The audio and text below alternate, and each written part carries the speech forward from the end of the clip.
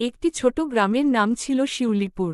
চারপাশে সবুজ ধানক্ষেত, কাঁকড়া ভরা পুকুর আর কাশফুলের সাদা ঢেউ, সব মিলিয়ে এক শান্ত, সুন্দর পরিবেশ। সেই গ্রামেই থাকত একটি মেয়ে, তার নাম ছিল নীরা। নীরা খুব সাধারণ মেয়ে, কিন্তু তার স্বপ্ন ছিল অসাধারণ। ছোটবেলা থেকেই সে আকাশের দিকে তাকিয়ে ভাবত, একদিন আমি অনেক দূরে যাব, নতুন কিছু শিখব, আর আমার গ্রামটাকে বদলে দেব।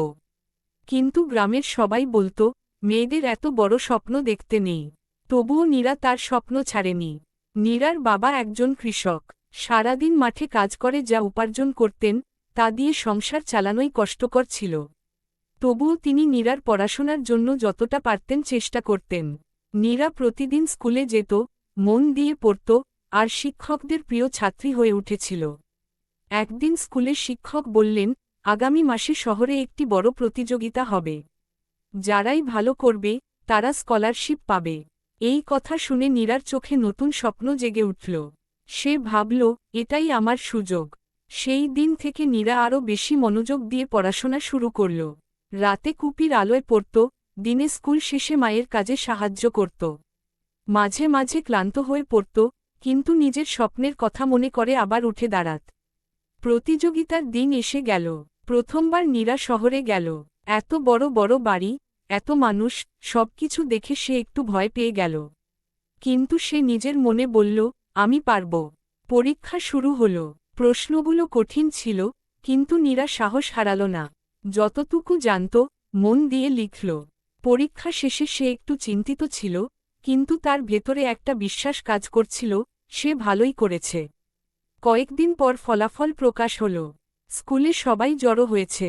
শিক্ষক হাসিমুখে বললেন, আমাদের স্কুল থেকে যে প্রথম হয়েছে, সে হল নীরা। এই কথা শুনে নীরা প্রথমে বিশ্বাসই করতে পারল না।